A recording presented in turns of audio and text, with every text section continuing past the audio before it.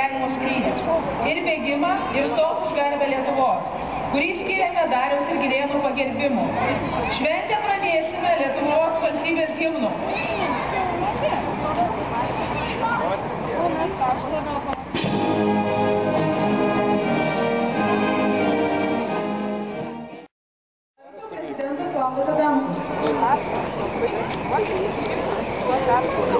Didžiai gerbėjai, sveikinu visus sportininkus ir visus šio, sakyčiau, reikšmingo įvykio dalyvius.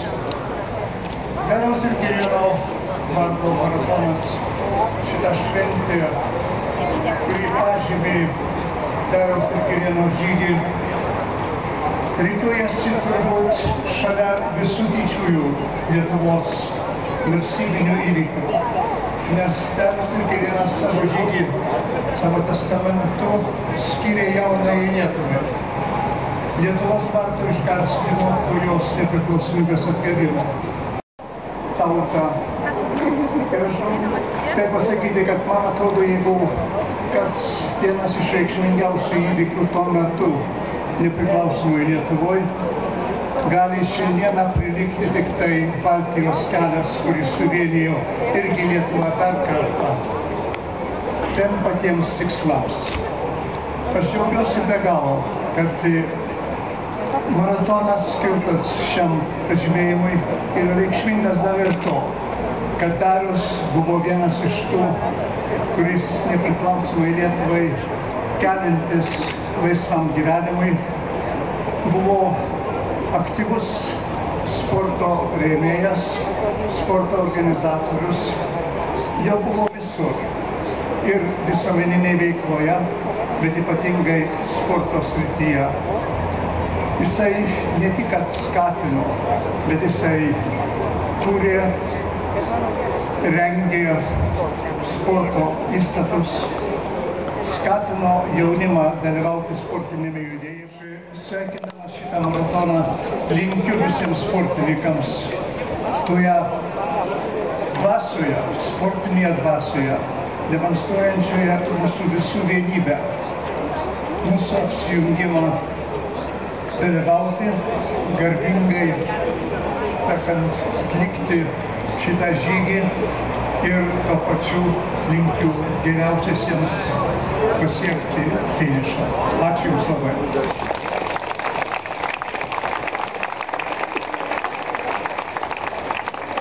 Dėkojame prezidentui. Dabar kviečiu sveikinimo žodį tarti Europos parlamento narę Radvilę Morkūnaitę Mikulėnienę.